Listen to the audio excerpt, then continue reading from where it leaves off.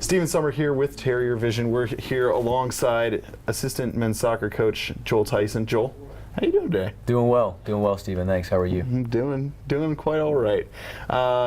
First, I kind of want to figure out and have you talk us through how you got to Wofford from the beginning of your soccer career. So just kind of walk us through how you got involved in soccer initially, and then all the steps leading up to your time here at Wofford. Okay.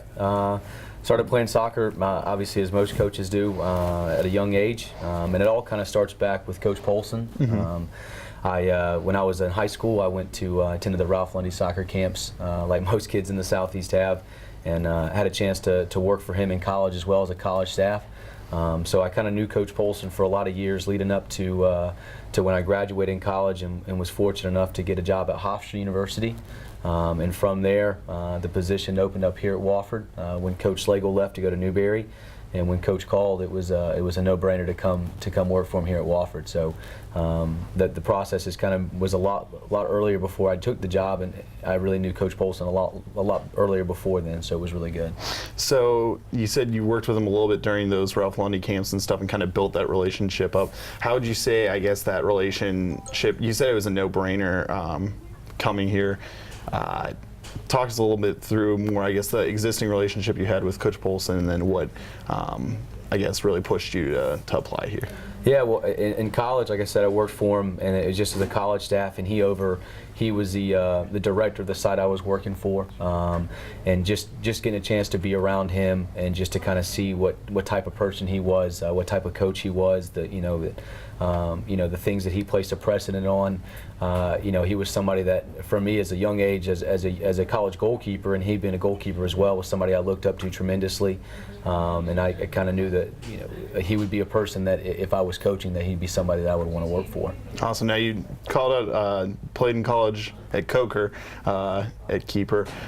What, I guess, moments, or if there's any point in time of your college career that kind of stands out to you, what would it be?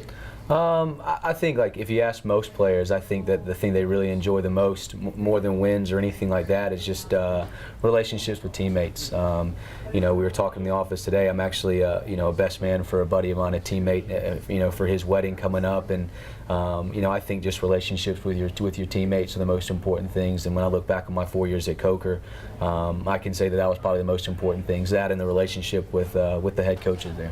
Awesome. Now, switching gears a little bit, take us through an average day for you, what that looks like.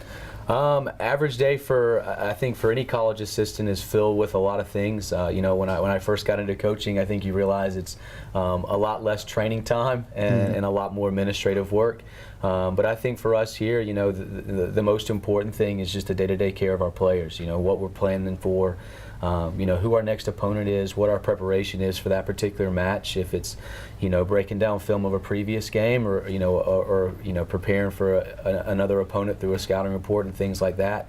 I think recruiting is one of the biggest things in college soccer. I think it's probably the biggest thing. It's the lifeblood of your program. So, we place a huge emphasis on recruiting every day, and just staying in contact with, maybe commitments we already have for an incoming class, or just staying in contact with kids that we're trying to get on campus and things like that. And then obviously you're training each day. You're trying to prepare for a match, so you're preparing your team.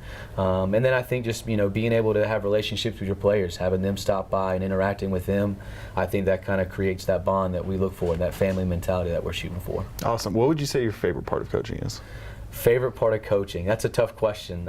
As a former goalkeeper, I really enjoy the time that I get with Garrett, Joe, and Ben to work with those guys on an individual basis. It's a lot of fun. Those guys push themselves extremely hard, like the rest of the guys.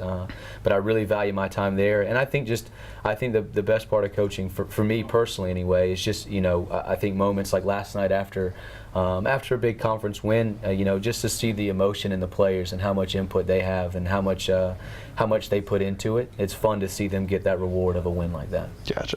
Now, we talked a little bit about matches in the past, but do you have any pregame superstitions or any rhythms, anything you go through before each game? I'll tell you this, Coach and I are very superstitious. You know, we wear the same thing for pretty much every game, and some people might call it ridiculous, but you know, Coach and I are firm believers that we're creatures of habit.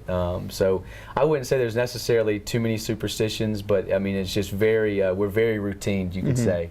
You know, I think that we have a few players that we have a few things with, a few quirks with before the game, kind of how we talk to the players before the game and stuff like that. I think there's a lot of things that we do that are pretty regimented, but there's no like you know, rabbit's foot or anything like that we're rubbing before a game. Gotcha.